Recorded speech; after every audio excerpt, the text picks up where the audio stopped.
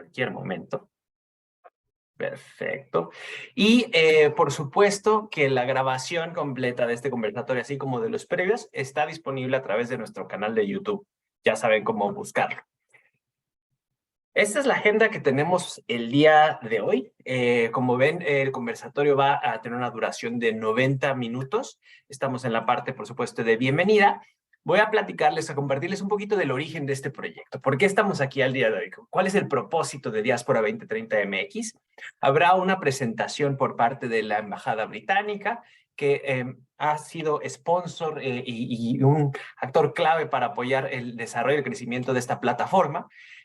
Vamos a platicar de la documentación gráfica, que es algo que hacemos también a través de estos conversatorios, y llegaremos al momento cumbre en donde vamos a poder platicar con Miriam Medel, que es nuestra invitada del día de hoy, y conocer más sobre lo que hace, inspirarnos e idealmente ver cómo podemos conectar y generar colaboraciones, para finalmente concluir presentando la documentación gráfica que se estará generando a lo largo de todo este tiempo y cerrar compartiéndoles los avisos sobre qué viene después en este proyecto de Diáspora 2030 MX. Pues muy bien, muy brevemente, porque quienes ya nos han acompañado en otras ocasiones, pues bueno, ya saben un poco de dónde viene esto y creo que es importante compartir el propósito.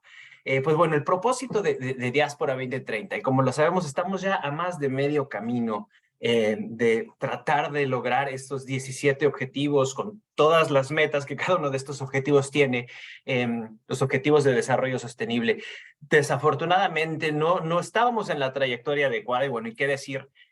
Cuando nos pegó la pandemia fuertemente en 2020, muchos de los logros y de los avances que ya se tenían fueron echados para atrás, pero además fue un momento de revelación de estas disparidades entre, vamos a llamarlo, el norte global y el sur global, y cómo estos efectos de la pandemia estaban teniendo repercusiones bastante distintas. Estando en los Países Bajos, siendo mexicano, fue pude tener una perspectiva interesante sobre estas diferencias. Y entonces, pues bueno, ocurrió esto, pero bueno, también lo que hemos venido platicando ya desde hace varios años como comunidad internacional sobre el calentamiento global y sus efectos.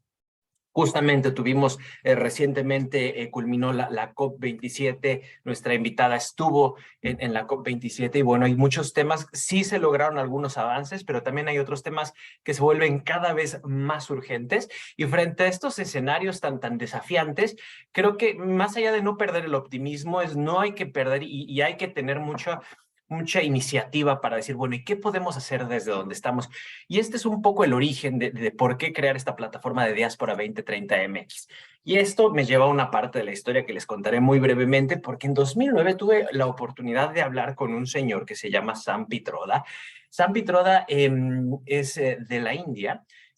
Justamente la India es el país con la mayor diáspora en el mundo. El segundo país con la mayor diáspora en el mundo es México, 12 millones de migrantes mexicanos en el exterior, que aportamos mucho más que allá de remesas. Y justamente teniendo una conversación con este señor Sam Pitroda, que en su momento estaba asesorando al primer ministro de India en temas de innovación, le preguntaba, bueno, esta cuestión de la fuga de cerebros, ¿cómo se ve en India? Porque en México es algo que se habla, es un gran desafío.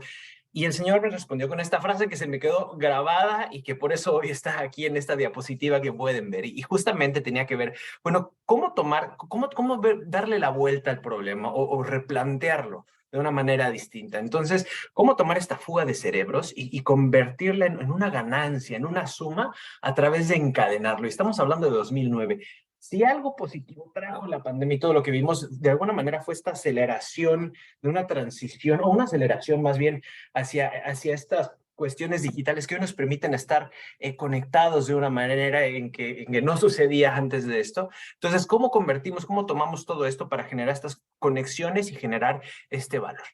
Entonces, conectando los puntos de los desafíos, pero también esto que me había dicho el señor Sam Pitroda, fue que llegué a la conclusión de, bueno, ¿por qué no creamos una plataforma en donde, y le voy a bajar aquí al volumen, siempre me pasa, y este es el kit conversatorio, ya sé que aquí no nos va a pasar, en donde podamos crear esta plataforma para que, de nuevo, migrantes mexicanos que estamos contribuyendo al desarrollo sostenible y vuelvo al punto anterior, a veces nos enfocamos únicamente en las remesas y por supuesto que las remesas es un tema fundamental, pero más allá de las remesas, las personas que viven fuera de sus países pueden aportar diferentes puntos de vista, perspectivas, pero también pueden aportar conocimientos, también pueden aportar redes, es decir, ¿cómo creamos esta plataforma en donde se pueda generar estos espacios para compartir y conectar? Y generar este brain game que decía el señor Sampitro.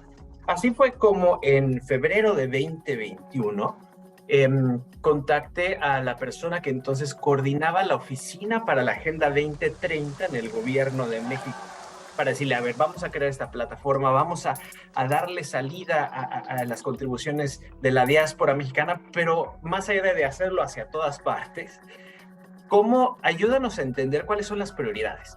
¿Cuáles son los temas urgentes en donde podemos enfocarnos para tratar de encontrar estos agentes que están contribuyendo y poder empezar a generar estas conexiones?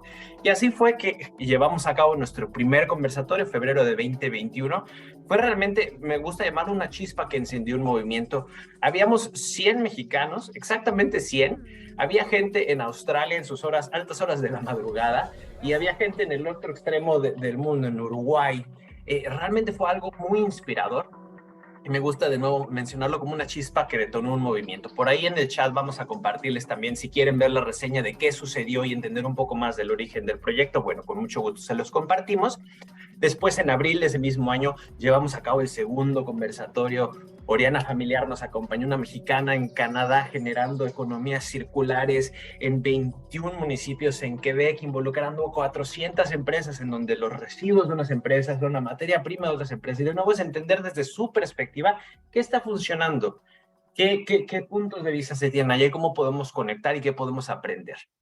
Y pues bueno, a principios de este año, habiendo creado todo esto, me acerqué al gobierno británico, con el que estoy muy agradecido, porque tienen en primera un programa de becas excelente y de nuevo muy agradecido, el programa Chevening, que más allá de la beca es una red, realmente es una red global de personas que están tratando de contribuir a cambiar el mundo de una manera positiva y para hacerlo no solo tienen una beca, sino que tienen un fondo para apoyar este tipo de iniciativas. Entonces me acerqué, les presenté el proyecto y se subieron al barco y están financiando 6 conversatorios, de los cuales este es el tercero de los que están financiando.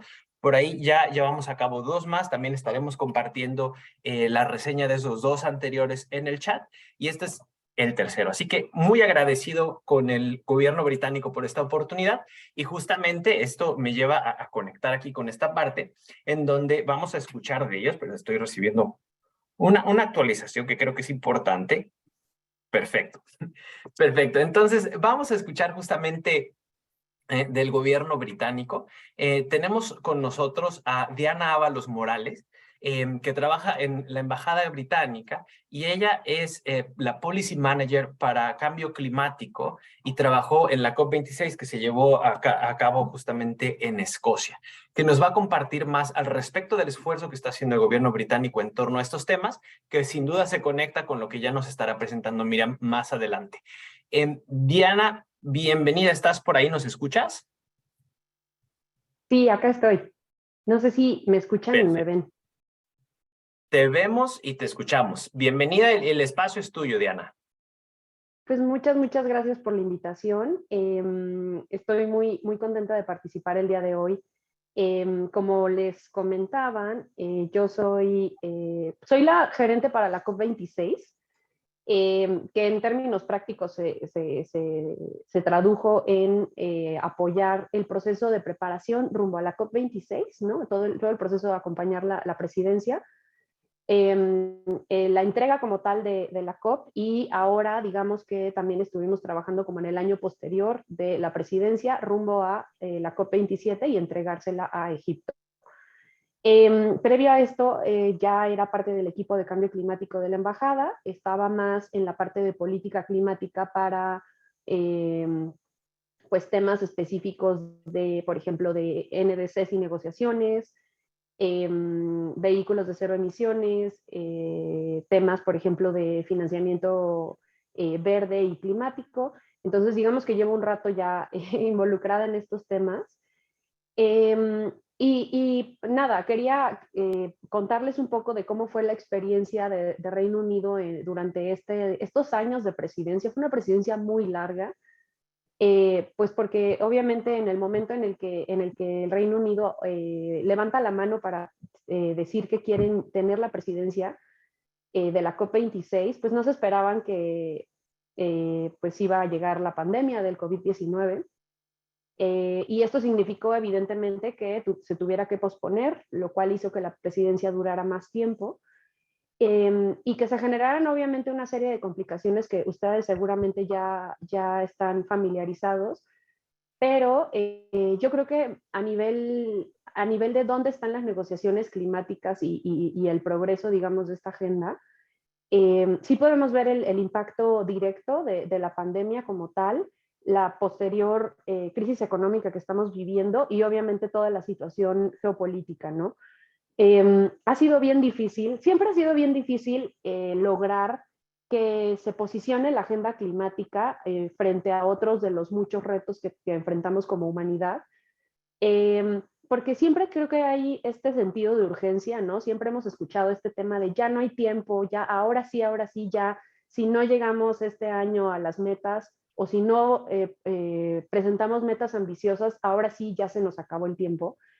Eh, pero siempre suceden cosas que de pronto hacen que la percepción alrededor de la crisis climática sea que sí es urgente, pero nos podemos esperar tantito, porque ahorita está la crisis del COVID-19, porque ahorita está la crisis de la invasión ilegal a Ucrania, porque hay otras cosas sucediendo, ¿no? Y en ese sentido, de verdad, trabajar, ¿no? De la mano con todos los colegas en el gobierno británico para entregar la COP26, para lograr primero que se hiciera y luego para entregar resultados como los que se lograron, fue un esfuerzo monumental. Yo no es por echarle flores, obviamente, al gobierno para el que trabajo, pero a mí sí me pareció que fue un esfuerzo colosal porque verdaderamente se volcó completamente el gobierno británico desde el momento en el que dijeron que tendríamos la presidencia de la COP26.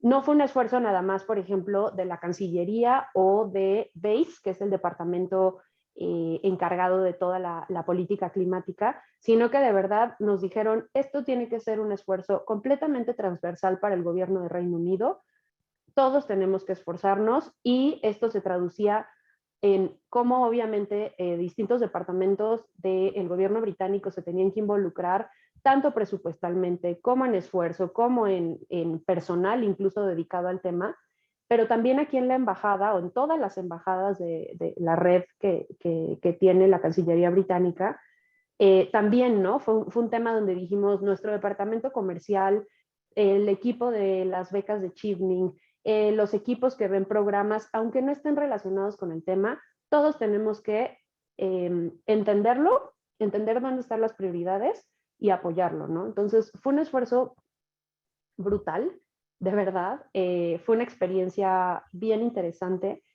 Y aunque yo creo que hubo eh, vaya, muchas lecciones aprendidas y probablemente áreas en las que pudimos haberlo hecho mejor. Haber logrado el pacto de Glasgow y sobre todo este compromiso tan importante de los países de nuevamente revisar una NDC y presentar ahora en COP27 otra versión todavía más mejor, o sea, como que más avanzada, más ambiciosa. Se dice muy fácil, pero de verdad requirió un trabajo enorme y un compromiso de los países. Yo de verdad estoy muy, pues diría satisfecha de que se haya logrado ese acuerdo porque para las naciones revisar un NDC en un año, o sea, volver a hacer una revisión de un NDC en solo un año, también significa un esfuerzo enorme, ¿no? México recién presentó su nueva NDC la semana pasada, el jueves ya la presentaron oficialmente ante la Convención Marco. Eh, y más allá del análisis que podamos hacer sobre las metas y la hoja de ruta que ellos están planteando, sabemos que para México esto fue un esfuerzo enorme, un tema bien complicado, ¿no? Porque eso es, estás enfrentando una crisis económica generada por la pandemia y además te tienes que poner a revisar de nuevo las metas, ¿no? Entonces, vaya, yo ahí veo que justo, ¿no? Se generó una oportunidad gracias al Pacto de Glasgow. Y ahora, pensando en la COP27 y lo que viene después, evidentemente COP27 fue una COP bien distinta a lo que vivimos en Glasgow. El enfoque que obviamente le dio la presidencia de Egipto pues fue distinto y era de esperarse. Yo creo que algo bien valioso de este mecanismo multilateral que se establece en las Naciones Unidas es justo permitir ese dinamismo, ¿no? Como el Reino Unido, por ejemplo, sabía el tamaño de reto que tenía por ser justo la COP pues, de los 5 años después de París, del momento de presentar las NDCs mejoradas. Y yo creo que en el caso de Egipto, pues bueno, ellos aprovecharon la oportunidad de darle visibilidad a la región, ¿no? Del continente, y también poner el dedo en el renglón de temas bien importantes también, como son el tema de adaptación, financiamiento para adaptación, que era, vaya, ha sido un tema que se ha estado constantemente trayendo a la mesa, pero que se estaba quedando un poquito ahí rezagado. Eh, entonces, creo que igual podemos hacer mucho, podemos criticar cosas, podemos hacer un análisis mucho más detallado acerca de los resultados de la COP27, pero bueno, yo creo que yo lo que diría es, el proceso sigue avanzando, el proceso sigue evolucionando y hay cosas pues bien interesantes que aprender y que seguir mejorando hacia adelante. Y en el caso de, o sea, algo que a mí me ha parecido bien interesante ver cómo ha evolucionado en los últimos años, sobre todo en el entorno de las COPs, es que antes creo que los espacios que se daban para que la participación, por ejemplo, de la sociedad civil, eh, e incluso de otro tipo de organizaciones que de pronto estaban, no sé, por ejemplo, desarrollando proyectos en el campo, ¿no? O sea, ya con las comunidades, con las ciudades, y que de pronto no tenían un involucramiento directo con el área de negociaciones dentro de una COP. Estaba yo creo que un poquito más limitado o mucho más como separado. Y yo siento que en los últimos años el espacio que se está abriendo en las COPs de manera muy lenta, pero sí estoy viendo como una evolución o como que cada vez hay más participación, más interés, ¿no? De sector privado, más organismos de la sociedad civil. O sea, lo que hemos querido creo que desde hace muchísimos años en esta esfera es que el tema no se quede en la esfera ambiental, digamos, ¿no? O digamos los usual suspects, les decimos en inglés, ¿no? Sino que se convierta en una cosa transversal que se empiecen a involucrar otro tipo de organizaciones. El sector privado es importantísimo y cada vez más estamos viendo esa participación. Yo creo que hay que seguirla empujando y definitivamente proyectos como estos que siguen hablando, siguen generando espacios de discusión para pues promover esto, ¿no? Que se hable del tema, se conozca del tema y sobre todo se conozcan diferentes maneras de abordarlo, es importantísimo. Creo que más que seguir hablando, me gustaría saber si hay alguna, no sé, si tienen alguna pregunta, alguna cosa que quisieran saber acerca pues nada, todo este esfuerzo rumbo a la COP26 o algo más. Diana, muchas gracias y te invito a que nos acompañes a la siguiente parte del conversatorio, que justamente de lo que se tratará será de generar estas conversaciones, sumando a lo que dices, por supuesto, lo que nos venga a compartir Miriam. Y bueno, me parece que este es un excelente espacio también para que personas como ustedes dos que están abocando tantos esfuerzos a este tema tan importante y tan urgente, bueno, puedan conocerse, conectar y hacer más cosas en conjunto. Así que nos dará gusto llevar esta conversación hacia la parte final. Gracias porque nos ayudas también a abrir el conversatorio y empezar a orientarnos hacia allá.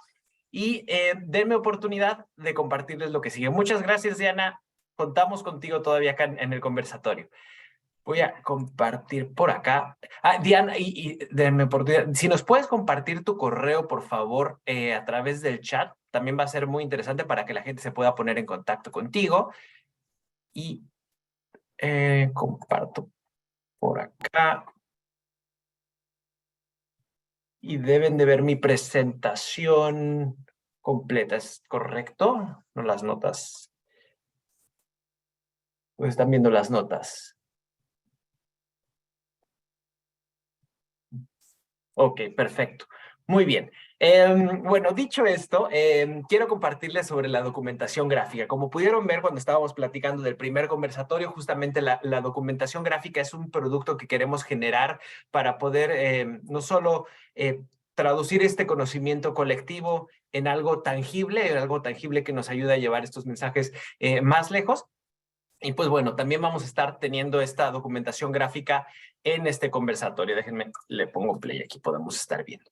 Pues bueno, en pantalla justamente pueden ver el resultado de nuestro anterior conversatorio que tuvo que ver con la descarbonización del sector marítimo. Fue un tema bastante interesante.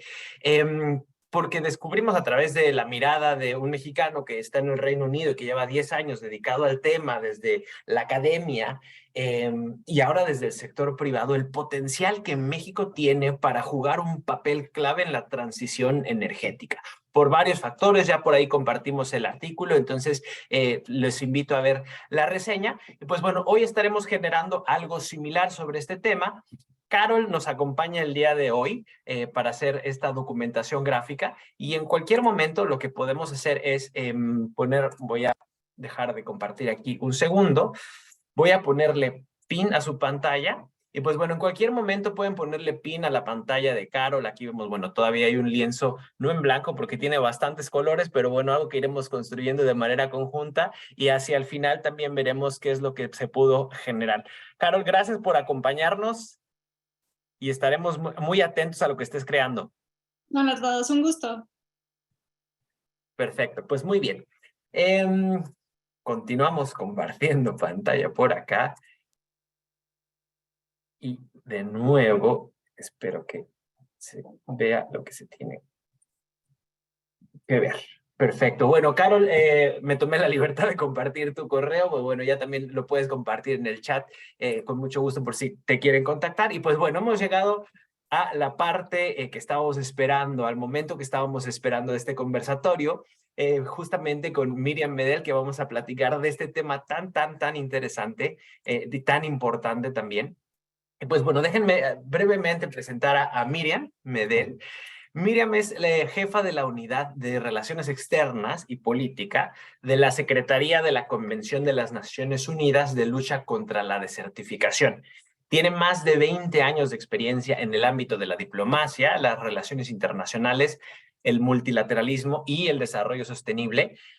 Previo a su incorporación a esta Convención de Lucha contra la Desertificación, Miriam trabajó en la Secretaría de la Convención Marco de las Naciones Unidas sobre el Cambio Climático como asistente especial de la Secretaria Ejecutiva. Anterior a eso fue la agregada política de México en Alemania, en donde actualmente vive, y ocupó varios cargos como diplomática mexicana y negociadora multilateral. Y esta experiencia, bueno, por supuesto que le permitió adquirir un amplio conocimiento en el desarrollo de asociaciones exitosas a favor de la sostenibilidad en los niveles internacionales bilaterales y multilaterales más elevados. Es licenciada también en Relaciones Internacionales por la UNAM. Somos de la misma facultad, eso me da todavía mucho más gusto, donde también impartió clases y realizó varias investigaciones en el área justamente de multilateralismo y la cooperación internacional para el desarrollo, y también cuenta con una maestría en Relaciones Internacionales por la Universidad de Carleton en Canadá. Voy a dejar de compartir pantalla. No, ya no estaba compartiendo pantalla, creo. No, sí, estoy compartiendo pantalla. Ahora sí, para que Miriam nos comparta su pantalla y te podamos escuchar con mucho interés. Miriam, bienvenida a este espacio que es todo tuyo. Muchísimas gracias, Manuel. En primer lugar, mil gracias por la invitación. Para mí es de verdad un honor. Me da mucho gusto además ver entre los participantes a varios colegas y amigos, entonces me dará más gusto aún poder compartir con ellos en cuanto termine la presentación. También quiero felicitarte a ti, felicitar al equipo de Diáspora 2030 y a la Embajada Británica en México por esta iniciativa, porque en efecto me parece que una manera muy clara y muy específica de ayudar al país, a nuestro país, donde hemos nacido y crecido, es a través de forjar alianzas con colegas, con compatriotas con quienes compartimos herencias, rasgos culturales, idiosincrasias y también un entendimiento muy claro de lo que es México, y probablemente eso nos dé un poquito de autoridad para proponer soluciones y realizar propuestas que puedan contribuir al desarrollo sostenible de México. Me daba un poco de risa ahorita que Diana hablaba, porque decía que para ubicar la crisis climática en el contexto internacional es un reto ante la enorme cantidad de problemas y de situaciones que siempre están dominando la agenda internacional. Bueno, pues yo diría, de lo que voy a hablar a continuación, enfrenta un reto al triple o al cuádruple que la agenda climática. Porque voy a hablar de la agenda de restauración de tierras, y cuando digo tierras me refiero a suelos, o sea, estoy hablando de tierras, suelos degradados, de problemas relacionados con la desertificación, con las sequías y con la degradación de las tierras.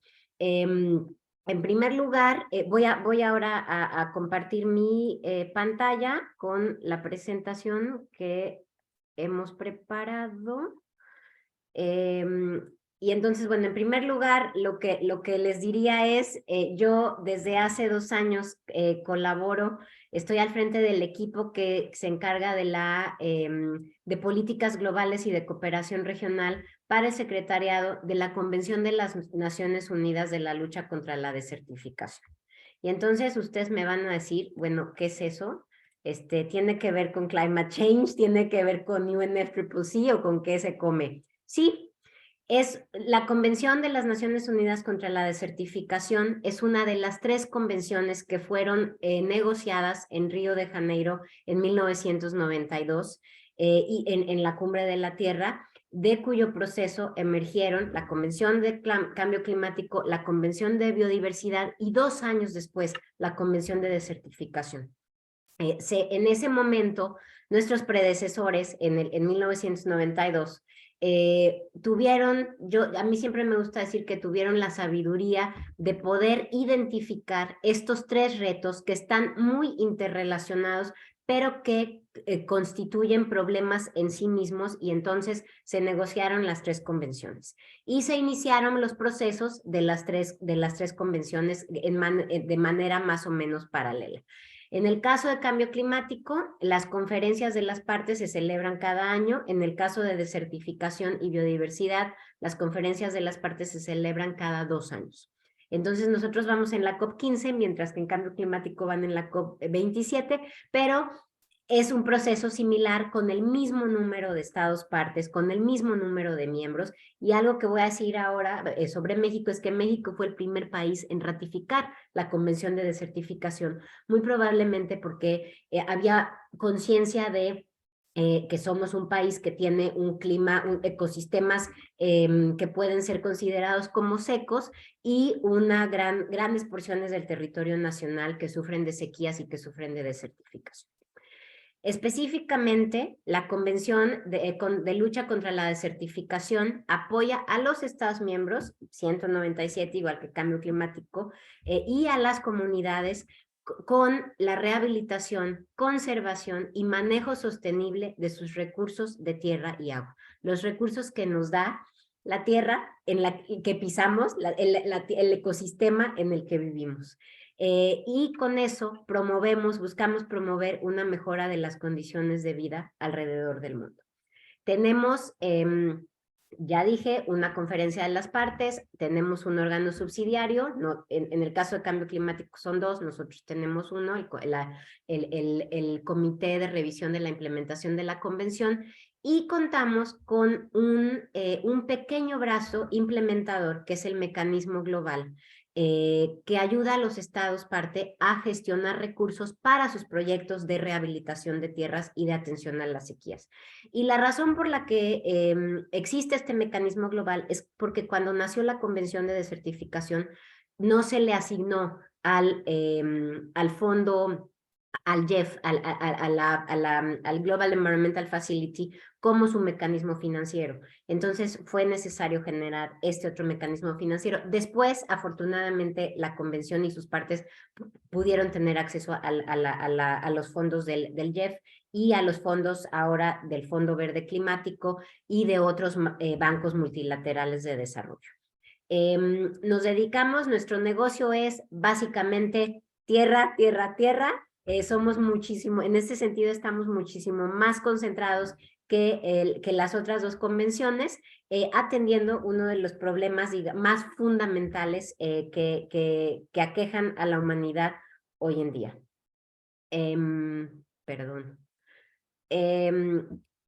Restaurar las tierras para promover la resiliencia. Cuando Manuel me invitó a dar esta presentación, un poco estaba tratando de decidir qué voy a hacer. Voy a hablar de sequía, voy a hablar de restauración, voy a hablar de las estrategias que existen, voy a hablar del problema, y entonces decidí que no tenía que buscar el hilo negro porque estamos muy orgullosos de contar con una publicación que está en su segunda edición, se llama Perspectiva Global de la Tierra, y que busca, es una publicación que busca hacer un assessment de el estado en el que se encuentran las tierras alrededor del mundo y las perspectivas para poder restaurarlas. Entonces, esta presentación está basada en el contenido de la publicación de la Perspectiva Global de la Tierra, o Global Land Outlook, como le llamamos en inglés, que publicamos en marzo de este año. La segunda edición salió en marzo de este año,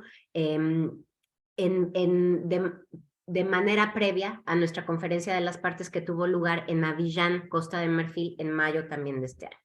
Entonces, ¿cuál es el planteamiento? Toda la publicación está basada en esta premisa de que restaurar las tierras, invertir en restaurar tierras degradadas, nos va a ayudar como humanidad, como comunidades, como países, como ciudades, como estados, como países, como regiones, a promover la resiliencia que necesitamos hoy ante tanta crisis que vivimos. Estamos hablando, Diana ya habló un poco de ello, de una confluencia de crisis que no tiene precedentes históricos. El COVID-19 llegó a unirse a una crisis que ya existía, que tiene que ver con cambio climático, con una pérdida rampante de biodiversidad y de degradación de tierras, con una crisis alimentaria, entre muchas otras, crisis de seguridad, crisis migratorias, etcétera. Entonces estamos en un momento de la historia en el que básicamente estamos todos en absoluta crisis y, digamos, en el precipicio de desastres cada vez más grandes. Ahora, esta premisa de restaurar las tierras para promover la resiliencia se basa mucho en esta filosofía de Johan Rockström, que es el científico sueco que ha propuesto este concepto de las 9 límites planetarios, y la necesidad de mantener estos límites para poder mantener y sostener la vida humana en la Tierra. Entonces, un poco lo que Rockström plantea es que la relación de hoy por hoy entre el ser humano y el medio ambiente debe cambiar drásticamente para evitar llegar a puntos de inflexión catastrófico que amenazan nuestra supervivencia. O sea, no quiero ser alarmista, pero lo estoy siendo porque al final del día eso es de lo que se trata. O sea, esto que decía Diana de ya no tenemos tiempo, es verdad. Estamos a punto de quedarnos sin tiempo para poder revertir el curso, y lo que se está jugando no es el planeta, no es la vida en el planeta ni la supervivencia del planeta y de sus especies. Lo que está en juego es la supervivencia de la especie humana. Entonces, nuestro planteamiento es poner a la Tierra en la balanza, rebasando, porque lo que estamos haciendo es rebasar los límites planetarios en nuestro propio detrimento, y hasta el momento hemos rebasado 4. La pérdida de biodiversidad, el límite ha sido rebasado, se tendrán que hacer esfuerzos mayúsculos para poder revertirlo, y viene en diciembre, a partir del 7 de diciembre, la conferencia de las partes de la Convención de Biodiversidad, donde se espera que los países adopten un marco de rescate de la biodiversidad que sea ambicioso y firme y que nos ayude a revertir esta tendencia. Hay otro cambio, es el cambio en el uso de la tierra.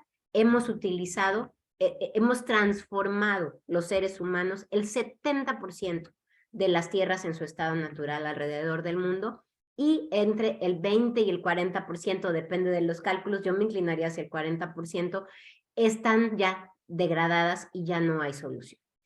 Hemos rebasado el límite del cambio climático y hemos rebasado los límites de los ciclos de nitrógeno y fósforo, y esto también tiene que ver con actividades que hacemos en los ecosistemas terrestres con el uso de fertilizantes, etc. Los recursos de la tierra, suelo, agua y biodiversidad, son la base de la riqueza de nuestras sociedades y economías. Y para mí resulta muy extraño, ahora que estoy más concentrada en este tema, que en general la gente no es consciente. O sea, hay una mayor conciencia con respecto a la crisis climática, pero nadie está pensando en lo que nos da el sustento. El 99% de las calorías que consume el ser humano, sea uno vegano, vegetariano, carnívoro, omnívoro o cualquier tipo de dieta que uno tenga, el 99% de las calorías vienen de productos emanados de la tierra. El 99% de los materiales que utilizamos como seres humanos también vienen de la tierra. Entonces, el agua, o sea, el agua que necesitamos para poder subsistir y para poder realizar nuestras actividades, el ciclo del agua pasa por una relación muy, muy simbiótica entre la tierra y el agua. Entonces, estos recursos son la base de la riqueza de nuestras sociedades y economías, y aproximadamente 40 billones de dólares, es decir, si lo digo en inglés son trillions, son 44 billones de dólares, o la mitad del Producto Interno Bruto Mundial depende de nuestro capital natural. Pero estamos en estado de degradación, como ya decía, y no se le está poniendo la atención que se requiere para revertir esta tendencia. El costo anual, ahora, nuestra propuesta es, ok, este es el problema, esta es la situación, pero tenemos una solución que está realmente al alcance de todo mundo. El costo anual de futuras pandemias podría elevarse hasta los 2 billones de dólares, o sea, 2 trillones en inglés. Invirtiendo el 1% de ese costo, se podrían prevenir las pandemias en su origen y proteger y restaurar la naturaleza. Y a lo que me refiero con esto es a que la pandemia del COVID-19 tiene un origen zoonótico que tiene que ver con el avance de los asentamientos humanos y de los cambios en el uso de la tierra en detrimento de los ecosistemas naturales. ¿Qué hacemos? ¿Qué tenemos que hacer? ¿Cómo regeneramos las tierras? En primer lugar, y de verdad, sin ganas de ser alarmista, yo creo que es necesario responder a la crisis. Aquí el Global Land Outlook lo dice de una manera, yo creo que es un poco más gráfica, porque lo que pusimos ahí fue move to a crisis footing. Hablamos de crisis. Diana ha ido, bueno, no sé a cuántas COPs ha ido, ella habló de 2 COPs, yo llevo 9 COPs de cambio climático y una de certificación, y en todas las COPs se ha hablado de, estamos en crisis, ya no hay tiempo, lo que ella decía. Pero en realidad este discurso no está equiparado con la acción. Entonces, si estamos en una crisis, si de verdad estamos en una crisis, tenemos que tomar una actitud de responder a la crisis. No podemos seguir ignorando las amenazas cotidianas a la naturaleza y a las personas. Estas crisis que son causadas por la actividad humana, generan extraordinario sufrimiento humano, inestabilidad social y económica.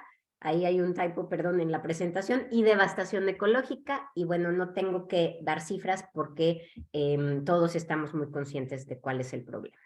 Entonces, ¿qué tenemos que hacer? Responder de manera urgente con tres tipos de reacciones. Primero, voluntad política. Y por eso las COP son importantes, porque son el momento en el que se puede hacer presión y en el que los países pueden demostrar su voluntad política de cambiar el rumbo hacia dónde vamos.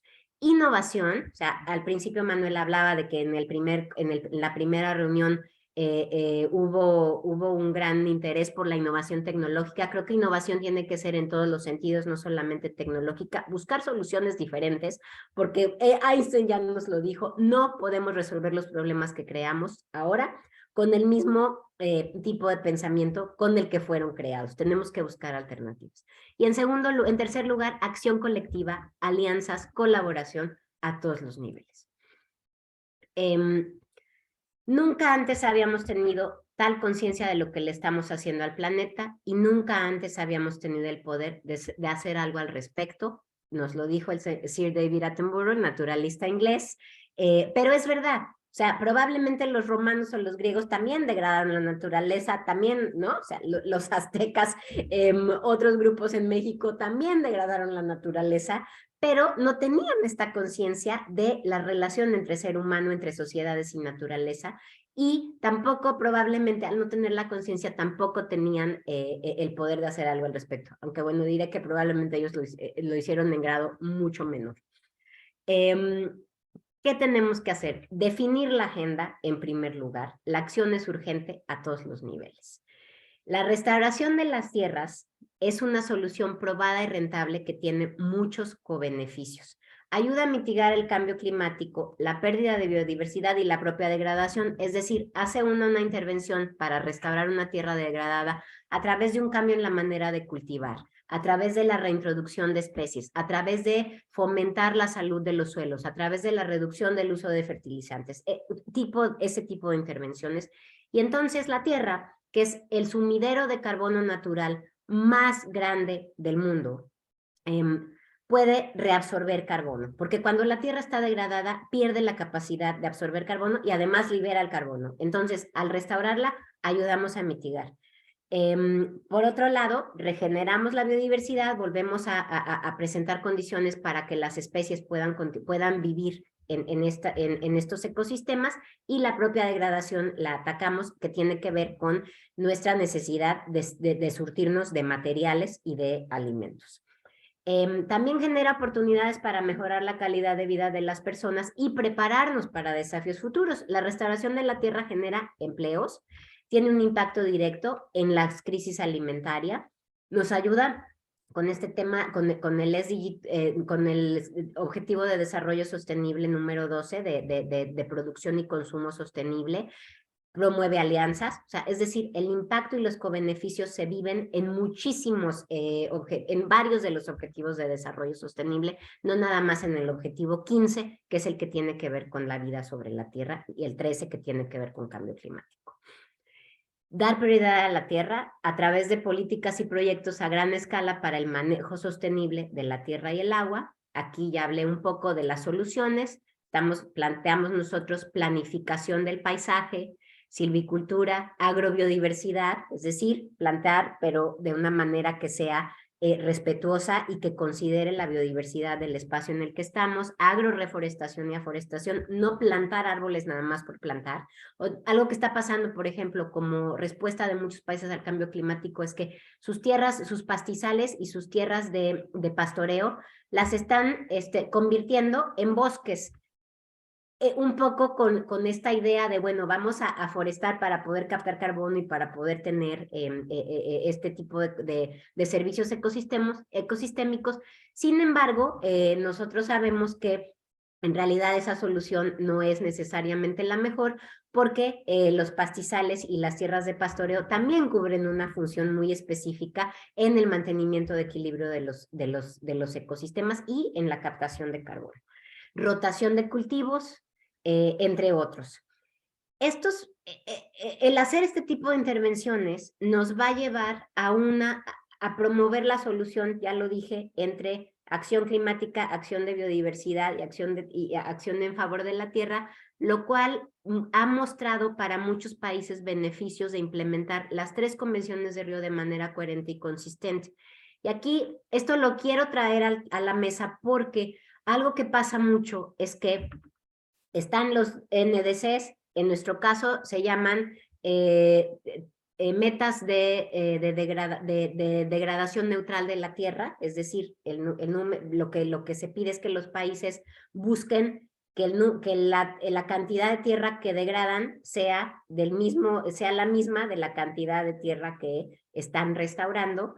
Y las metas de conservación de la biodiversidad muchas veces están, o en la gran mayoría de los casos, están descoordinadas. Las entidades institucionales, las instituciones a nivel nacional que se dedican a atender cada uno de estos problemas son distintas. O sea, en el caso de UNCCD puede ser el Ministerio de Agricultura, mientras que Cambio Climático es el Ministerio de Medio Ambiente, y no hay coordinación, cuando en realidad lo que se podría buscar es un trabajo conjunto a nivel de gobierno para que haya una implementación muy coordinada y muy coherente de las 3 convenciones de Río. Otro planteamiento que hacemos, que es muy importante para nosotros, es transformar los sistemas alimentarios a través de la producción de alimentos, cadenas de suministro y consumos responsables y sostenibles. El 70%, el 80% de la deforestación tiene que ver con la agricultura. Del 70% de tierras que les platiqué que ya han sido modificadas por el ser humano, 40% están destinadas a la producción agrícola, y de la tierra agrícola el 52% está degradado.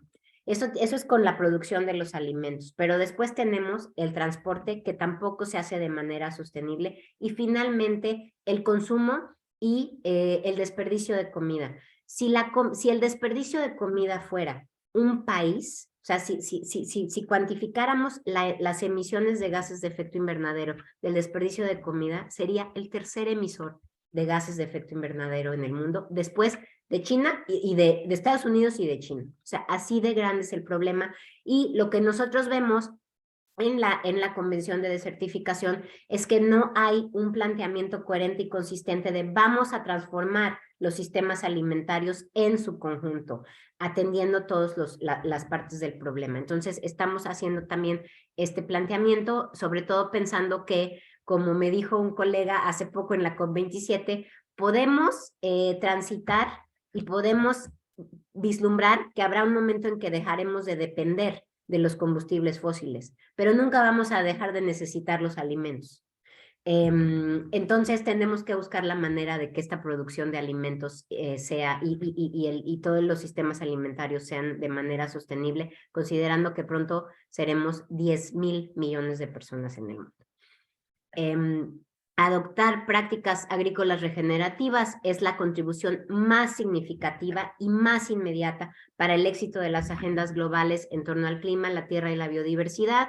Lo que ahí diría es, sí necesitamos la transición energética, pero y es necesario que se avance en esa agenda, pero probablemente avanzar en prácticas agrícolas regenerativas puede resultar mucho más inmediato y probablemente más sencillo, y puede dar resultados también mucho más tangibles en el corto plazo. Los incentivos adecuados y la eliminación de subsidios perjudiciales puede transformar la producción de alimentos y ser un gran catalizador para la restauración de los suelos. Acabo de escuchar a alguien en la COP27 que me dijo, por ejemplo, que en varios países en África hay un montón de subsidios para el uso de fertilizantes. No estoy demonizando a los fertilizantes, son necesarios para la producción agrícola, pero bueno, los subsidios existen y no hay ningún subsidio para adquirir maquinaria que pueda utilizar prácticas agrícolas regenerativas. Entonces, ¿qué tal si hacemos al revés, no? ¿Qué tal si los gobiernos empezamos a dejar de subsidiar los fertilizantes o subsidiarlos de menor manera e incentivamos el uso de estas tecnologías? Probablemente pueda tener algún resultado positivo. Segundo planteamiento muy importante que hacemos en el cambio de chip, en el cambio de mentalidad. La gente va primero. Hablamos mucho del cambio climático, del clima, de la tierra, de la biodiversidad, de las especies, de los genes de las especies, pero ¿de qué estamos hablando en realidad? Estamos hablando de las personas. Estamos hablando de oportunidades de desarrollo sostenible para todos, de que lo que se planteó en la Agenda 2030 de no dejar a nadie atrás sea verdadero. Entonces, al momento de negociar, al momento de gestionar este tipo de marcos para la acción, tenemos que poner a la gente en primer lugar. La regeneración de las tierras es una fuente de empleo, garantiza la seguridad alimentaria e hídrica y contribuye a reducir la vulnerabilidad de las sociedades a impactos económicos o desastres naturales. Algo que pasa, por ejemplo, es que hay muchas migraciones no deseadas o forzadas que están ligadas a la degradación de la tierra. La zona del Sahel, que es esta franja en la orilla del desierto del Sahara, en África, que abarca 11 países, es un ejemplo muy claro de eso. Pero también lo tenemos ese ejemplo en México y en el corredor seco de Centroamérica, que la gente viaja hacia el norte buscando otras oportunidades porque la tierra ha dejado de ser productiva y tienen que buscarse el sustento de otra manera. Entonces, tal vez trabajar en la regeneración de la tierra podría también contribuir a mejorar las condiciones en los flujos migratorios o a que la gente se vaya porque se quiera ir y no porque se vea forzada a ello. Otro planteamiento importante para que todo esto funcione es proteger los derechos sobre la tierra hacia una forma más equitativa y eficiente para aprovechar nuestros recursos naturales. Estoy hablando de la tenencia segura de la tierra. O sea, esta es esta es la parte donde se une la Agenda de Desarrollo Sostenible y la Agenda de Derechos Humanos. Si la gente no tiene seguridad sobre la tierra que está trabajando, los proyectos de restauración no van a funcionar. Entonces, esta agenda también ofrece puntos de partida para aplicar estos enfoques basados en derechos humanos que mejoren el uso de los recursos naturales y la gestión ambiental. Y en nuestro contexto, nosotros tenemos el gran privilegio de que nuestros países miembros han decidido poner un tema en nuestra agenda que tiene que ver con tenencia segura de la tierra, lo cual es inaudito y es una conversación que están dispuestos a tener en el contexto de UNCCD. Entonces podemos empezar a hablar de derechos de los pueblos indígenas, de derechos de las mujeres, que al final del día son grupos más vulnerables, que son más afectados por estas crisis, pero que también tienen el poder y tienen los conocimientos y las herramientas para que al hacer ellos intervenciones para restaurar la tierra, los proyectos sean exitosos. Otra propuesta es reorientar las inversiones y los incentivos, es decir, alinear las inversiones con metas sociales de largo plazo, o sea, el cortoplacismo, esto que nos decía Diana de, bueno, espérense tantito porque ahora hay que resolver esto, bueno, ya no funciona, tenemos que tener una visión mucho más prospectiva, a través de construcción de infraestructuras verdes y azules para hacer frente a las sequías y las inundaciones que están aquí para quedarse, invertir en energías renovables, conservación de la biodiversidad, promoción de economía circular y el manejo de desechos, promover enfoques territoriales y de manejo del paisaje con inversión pública y privada que sumen recursos, agrupen actividades y distribuyan costos. Y bueno, aquí el dato es que una economía de restauración regenerativa puede arrojar rendimientos anuales entre 125 y 140 billones de dólares, lo cual es muchísimo. Entonces uno diría, ¿por qué? ¿Qué es lo que está pasando? ¿Por qué no hay una inversión y una apuesta mucho más clara por parte de los gobiernos para generar este tipo de ganancias? Que digamos son atractivas para cualquier gobierno. Estoy a punto de terminar. Trabajar unidos para restaurar nuestras tierras y crear, aquí se me quedó en inglés, perdón, crear medios de vida mucho más significativos, mucho más sostenibles. Y aquí Naciones Unidas puede ayudar a construir capacidades para asistir a los países en crear incentivos a todos los niveles. O sea, la ventaja de la ONU es que tiene presencia en todos los países del mundo, hay cierto prestigio de Naciones Unidas, hay mayor confianza hacia Naciones Unidas entre las comunidades, entre gobiernos locales, entre gobiernos nacionales, y entonces Naciones Unidas puede, con todo su conglomerado de agencias y de programas, puede generar cierta confianza y ciertas condiciones para tener estas conversaciones. Alianzas globales que también apoyen en este movimiento de restauración de las tierras van a ser muy importantes, y aquí yo creo que es importante involucrar a movimientos sociales en los lugares de origen que pueden realmente presionar a los gobiernos y motivar a los gobiernos a que generen el cambio.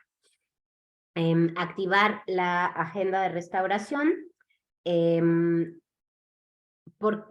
Lo que nosotros encontramos es que tenemos más de 1.000 millones de hectáreas, hay promesas de restauración de más de 1.000 millones de hectáreas, lo cual es más o menos el tamaño de América del Sur, pero es necesario que esto sea respaldado con acciones, con planes de acciones muy concretos y con financiamiento también muy concretos. Gobiernos, empresas y comunidades pueden restaurar la tierra buscando convergencias y complementariedades. Y el último mensaje es que esto es una responsabilidad común. Todos tenemos un papel que jugar, presionando, plantando, cambiando nuestras dietas, lo cual puede ser una gran petición a una sociedad que le encanta comer carne, por ejemplo, pero está comprobado que una dieta basada en productos de plantas puede tener un impacto significativo en resolver estas crisis. Todos tenemos un rol importante que jugar porque el futuro, nuestro futuro, tanto individual como colectivo, está en juego, y ante las circunstancias que vivimos, ante las sequías devastadoras que estamos viviendo, donde 26 millones de personas en el Cuerno de África se están jugando a diario la subsistencia porque no tienen ni siquiera alimentos, me parece que ya no estamos hablando del futuro, sino del presente. Debemos aprovechar las oportunidades que se nos presentan hoy en día, y bueno, yo los quisiera invitar a que visiten nuestra página web, unccd.int, para conocer más sobre el Global Land Outlook, la perspectiva global de la tierra. Está en español también. En el caso de México, creo que la agenda es urgente, importantísima, porque tenemos un área continental de 2 millones, de 2 millones de kilómetros cuadrados, del cual 45% ya está degradado. Entonces, y es un país que depende en gran medida de la producción agrícola. Entonces, aquí está la agenda, aquí está el planteamiento. No sé si mi colega Sasha, sí, Sasha está ahí, el autor, Sasha Alexander, no sé si quiere abrir su cámara o no, pero quiero dar las gracias a Sasha por haber por habernos guiado, por habernos impulsado para generar esta publicación que nos ayuda a tener una conversación a nivel tanto político como a nivel de promoción de la agenda con distintos actores. Muchas gracias, aquí termino y espero que les haya sido de utilidad. Miriam, muchísimas gracias. Fue un mensaje muy claro, contundente, es retador. Realmente también sacar energía y ese positivismo para hacer algo, dado el momento en el que estamos. Les invito a quienes tienen alguna pregunta que por favor levanten la mano. Hay una opción para levantar la mano abajo en el menú de opciones en reacciones para que podamos abrirlo y hacer preguntas. Hay un montón de preguntas. Ya no quiero abonar más a la conversación desde un sentido... No es negativo, es urgente. Y por ahí leía recientemente sobre la importancia de proteger los bosques y las selvas, más allá de estar pensando en estos programas de vamos a plantar árboles. Y me llegó un dato que todavía no acabo de entender, cuando decías sobre los sumidores de carbono natural, y a mi entender, el Amazonas hoy en día ya está emitiendo carbono y solo hay un bosque que es el del Congo, que es el único sumidero natural que nos queda en ese sentido, que está, pues sí, absorbiendo. O sea, ya ni los bosques ni las selvas. No quiero darle un tono más trágico a esto, pero quiero hacer una pregunta, porque decías algo y hiciste una pausa y yo pensé, dije, bueno, nos va a explicar por qué. Decías que se requieren de inversiones de los gobiernos, mencionabas al principio también que hay tres cuestiones, uno tiene que ver con la voluntad política, entonces dijiste, bueno, se requieren inversiones de los gobiernos. ¿Por qué no se está invirtiendo lo suficiente? Me interesaría entender cuáles son estos temas, así como en la COP, cuando estamos hablando del financiamiento para los países que se han visto más afectados históricamente y que hay varios temas políticos que han obstaculizado. ¿Cuáles son los obstáculos o los grandes temas que están obstaculizando que estas inversiones, como tienen que ocurrir, estén ocurriendo ahora? Esa sería mi pregunta y después de esto empezamos a abrirlo para los demás. Por favor, levanten la mano o pónganlo en el chat. Gracias por la pregunta, Manuel. Yo diría que hay dos respuestas. La primera es una competencia es como una competencia muy extraña que se ha generado de agendas. Entonces, en la mayoría de los países la agenda de cambio climático se maneja de manera separada a la agenda de restauración de las tierras y a la agenda de biodiversidad. Y como todos saben, o sea, a ver, les voy a preguntar, bueno, Sasha porque fue a la COP y Selene porque es mi hermana, saben que hubo una COP de desertificación en Abiyán, pero fuera de eso, no es realmente algo que esté en los periódicos y que llame la atención pues de nadie, francamente. Y para los gobiernos, entonces, al momento de decidir a cuál proceso le invierto, a cuál proceso le pongo mayor inversión, le pongo más atención, la tendencia es al proceso de cambio climático. Entonces, ahora hay un movimiento de ministros de Agricultura de las Américas que está muy interesado en participar en las conferencias de cambio climático. Yo no digo que eso esté mal, porque al final del día el cambio en el uso del suelo es es una fuente enorme de emisiones de gases de efecto invernadero, de carbono, de metano por el ganado y de fertilizantes. Entonces, yo no digo que no vayan a la COP27 los ministros de Agricultura, pero lo que digo es que también revisen los resultados y el régimen que se está generando en las otras convenciones, porque al final del día son miembros de las tres y tendría que haber una aplicación mucho más sinergística de las tres.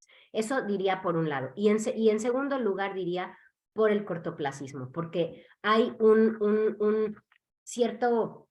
cierta ansiedad por, ok, tenemos que seguir produciendo alimentos, tenemos que seguir generando recursos, tenemos que seguir generando proyectos de gran escala, y no nos importa qué va a pasar con la selva que vamos a matar.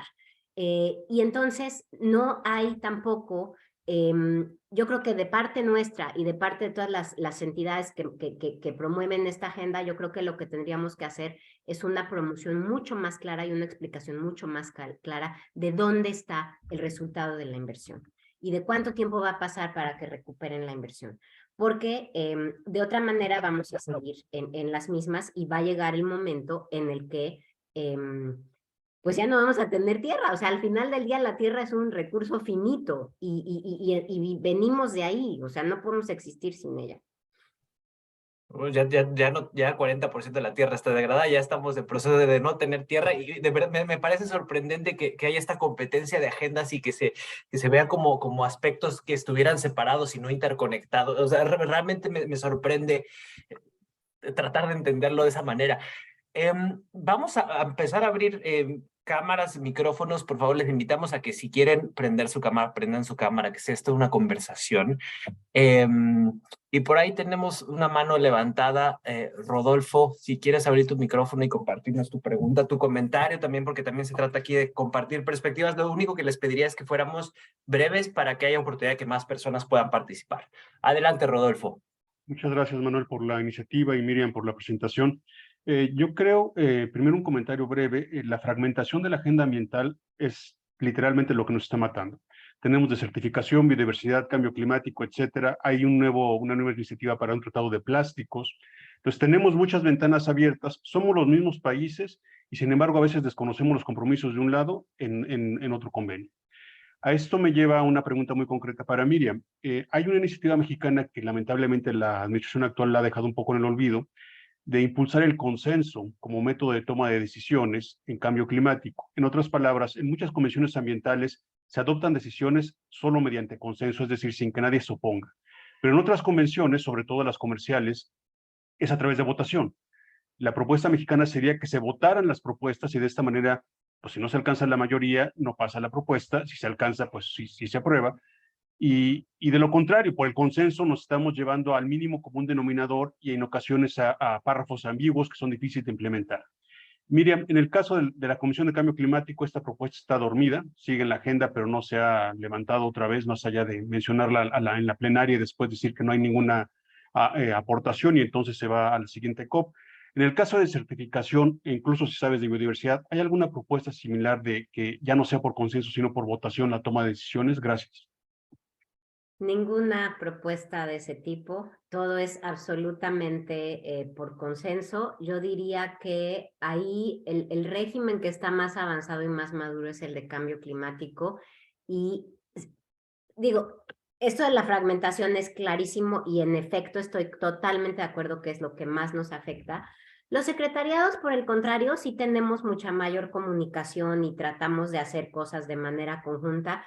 Entonces, un poco los procesos de biodiversidad y de desertificación no tienen el grado de madurez del proceso de cambio climático, simplemente porque no se han reunido tantas veces. Y no estoy diciendo que sea algo, así es, tampoco estoy promoviendo que se reúnan cada año, no creo que tampoco eso sea conducente a nada, pero sí creo que en el momento en el que se retome esta propuesta a nivel de UNFCCC, de cambio climático, eso puede generar cierto efecto y puede replicarse en las otras dos convenciones.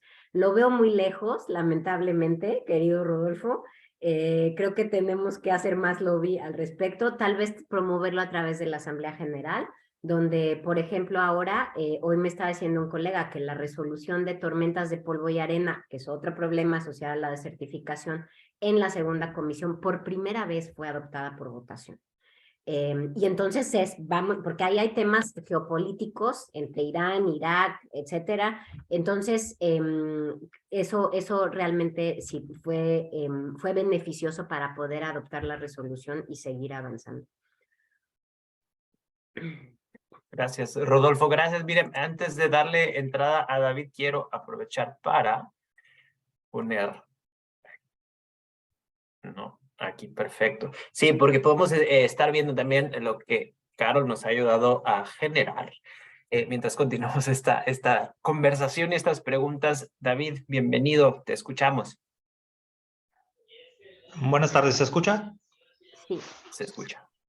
Sí, para Miriam, ¿qué opinión le merece y si es de su conocimiento el TNFD, que en sus siglas en español es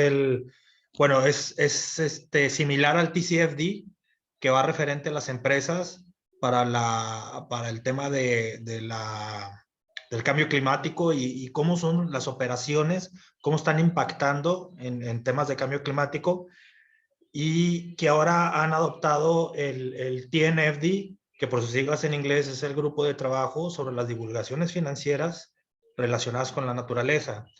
Ya están tomando en cuenta la biodiversidad, todo el tema de uso de suelos, si tiene conocimiento y bueno, su visión, su punto de vista sobre el aporte que puede tener estos grupos de trabajo. Gracias. Gracias. Esta pregunta es absolutamente interesante y yo creo que has dado, David, en el clavo de algo que es muy necesario. Es necesario visibilizar los costos, los precios y los beneficios, las ganancias, es decir, monetizar los servicios que nos presta la naturaleza. O sea, digo, ya hay esquemas pagos por servicios ambientales en algunos países, está este grupo de trabajo. En el caso de cambio climático se está trabajando en una taxonomía, por ejemplo, para inversión, ¿no? Y para investment, divestment, etcétera.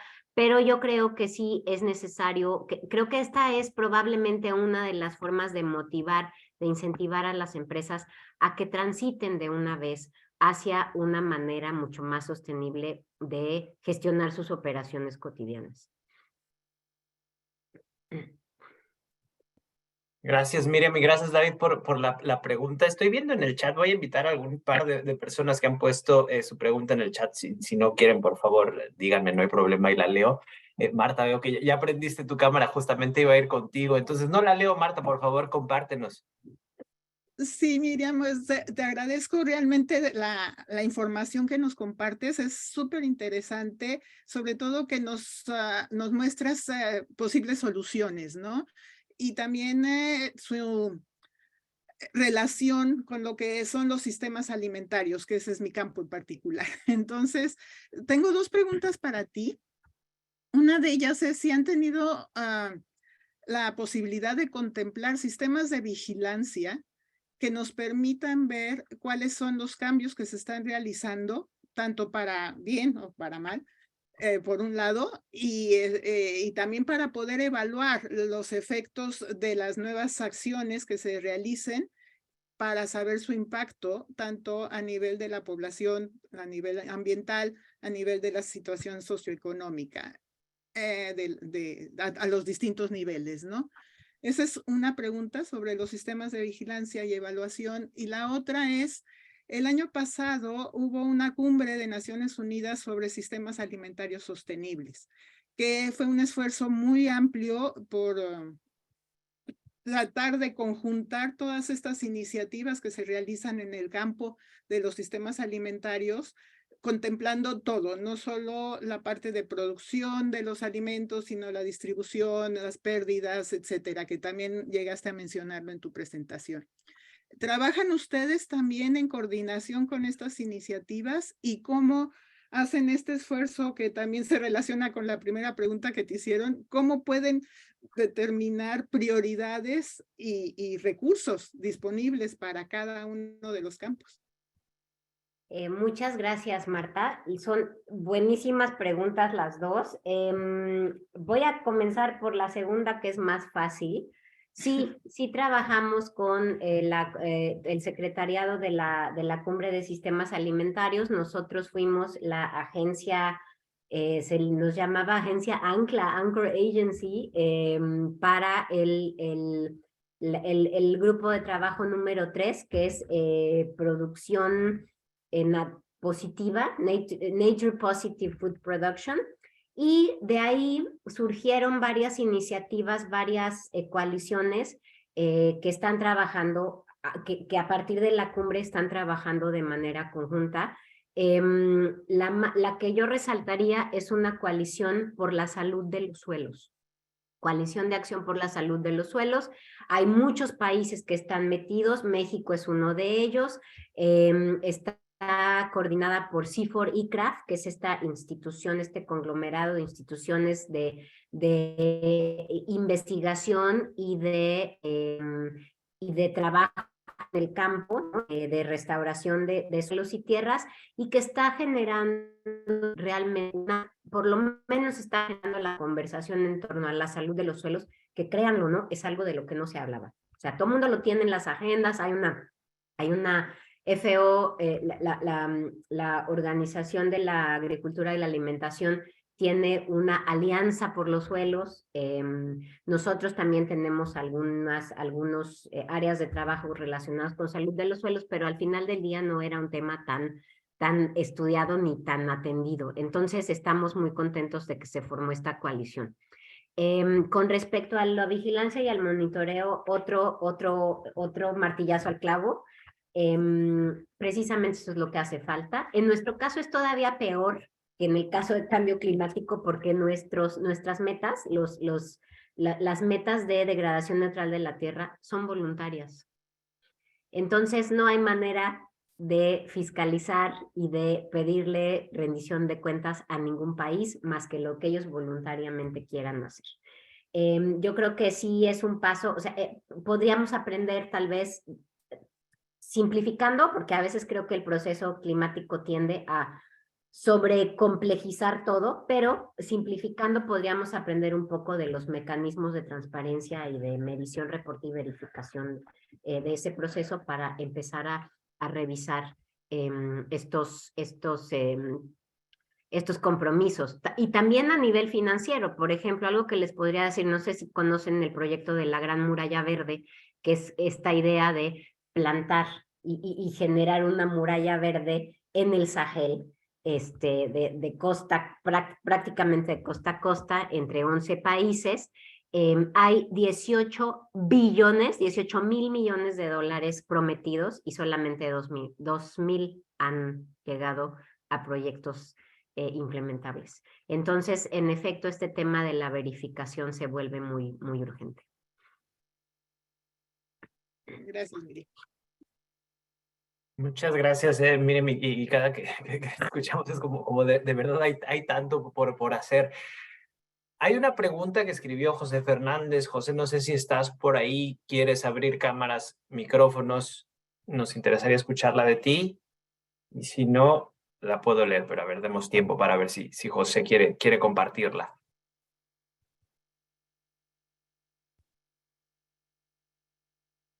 Ok, si no la asumo una... Hola, buenos días. Hola, no soy buenos José, días. me pasaron el link de José Fernández, pero soy Yuriko Garcés, estoy en el Consulado de México en Sacramento y me da mucho gusto ver a mi amiga, colega, comadre, hermana, Miriam, en su presentación que me pareció fabulosa. Mi pregunta, quisiera yo saber cómo incluyen a los pueblos originarios en sus iniciativas y si colaboran directamente con ellos, cómo ellos, muchos de los pueblos originarios obviamente tienen pues diferentes normas o reglas para el uso de su tierra y el cuidado de su tierra. Entonces me gustaría saber un poquito más cómo crean sinergias con los pueblos originarios. Muchas gracias, Yuriko. Gracias por estar aquí y muchas gracias por esta pregunta que también me parece que es otra pieza fundamental del rompecabezas. Lamentablemente, y un poco volviendo a lo que Diana dijo al principio de que se está abriendo la participación a organismos de la sociedad civil y a otros grupos, etcétera, lo que yo diría es que esa apertura es mayor en el proceso de cambio climático que en el proceso de desertificación.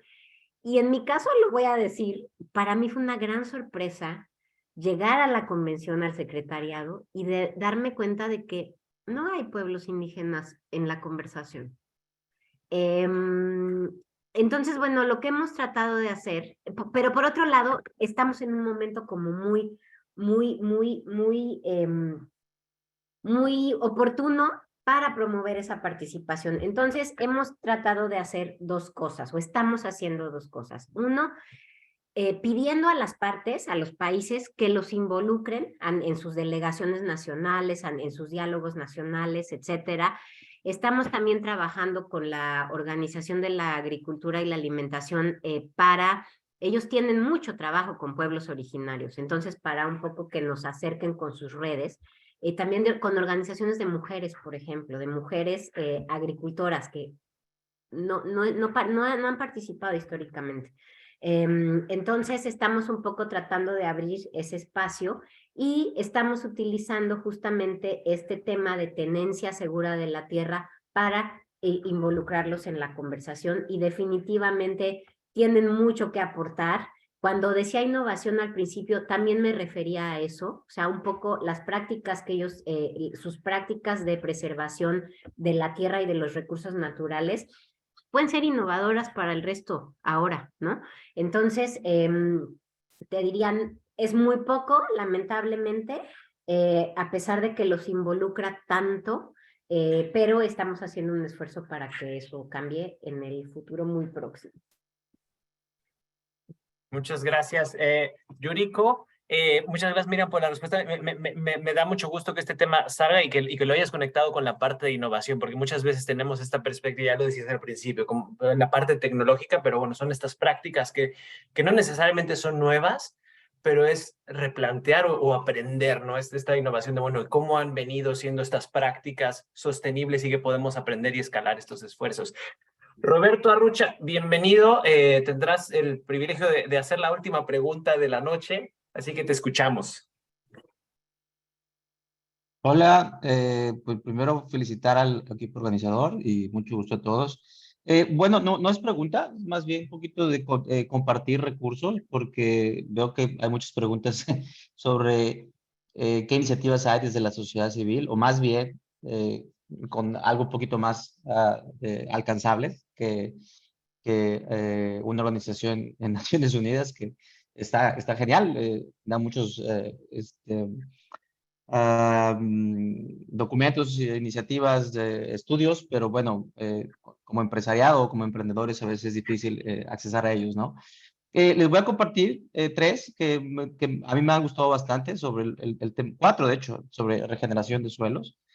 El primero es Save the Soil, que es un movimiento que lo encabeza este gurú de la India que se llama Sadhguru, que se echó un viaje creo que de 80 países invitando a gobiernos y agricultores, etcétera, a cambiar las políticas y básicamente creó un documental buenísimo de paso a paso que puedes hacer tú como agricultor o como consumidor de comida para poder tener prácticas regenerativas de suelo. Los voy a compartir. Ah, buenísimo, Save the Soil, ese es buenísimo.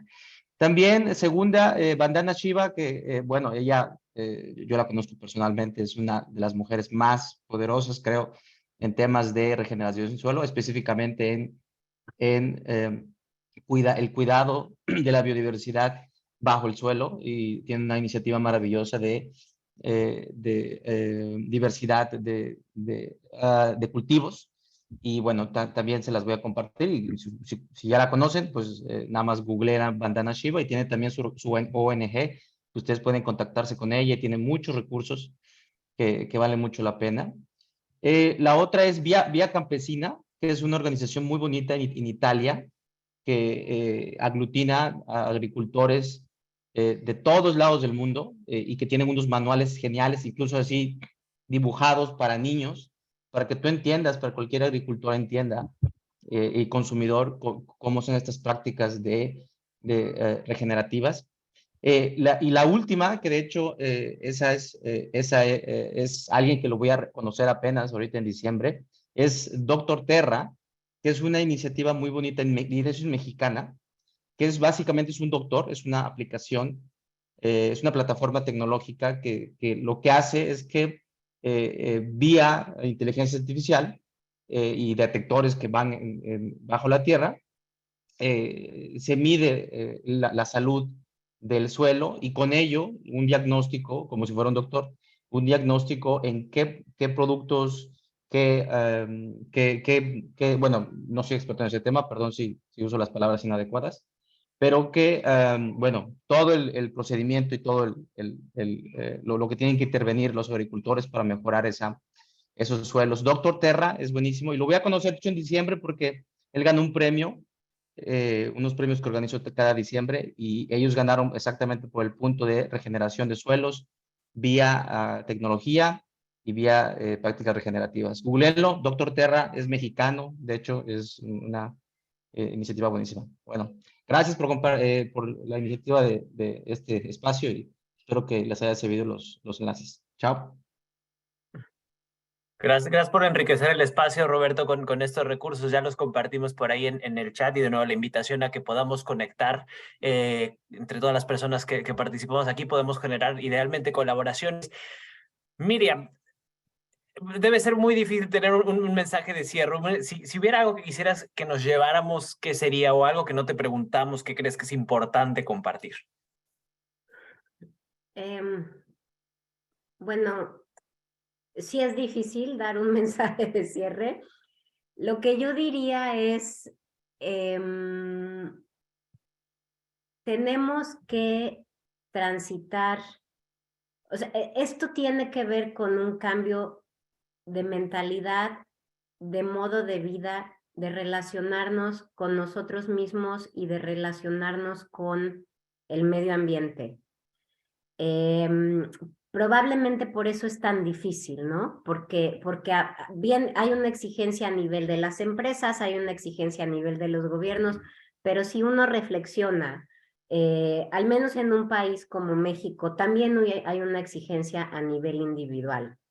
Entonces, lo que yo haría sería invitar, por ejemplo, lo que Roberto, las iniciativas que Roberto mencionó me parecen de hecho un excelente punto de partida para buscar alternativas y acciones concretas a nivel personal. Sadhguru es uno de nuestros embajadores, nosotros los llamamos Land Ambassadors, somos también súper fans de Vandana Shiva, y yo creo que lo que ellos aportan es esta idea muy concreta de qué puedo hacer yo en mi cotidianidad, como ser humano, como individuo, parte de la sociedad, para poder transformar la manera en la que vivimos, en la que existimos, en la que consumimos.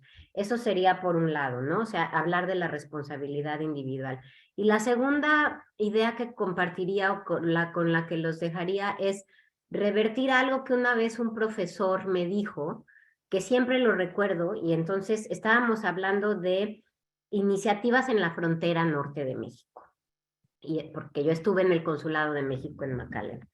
Y entonces él me decía, el problema de la frontera es que hay muchos micro esfuerzos, macro descoordinados. Entonces, yo creo que ese es el problema de todos y de todo. Yo creo que a eso se reduce, porque de verdad hay un montón de creatividad, de soluciones, de tecnología, de recursos económicos. Es decir, no tenemos que inventar nada. El mapa de acción, la ruta de acción ya está ahí.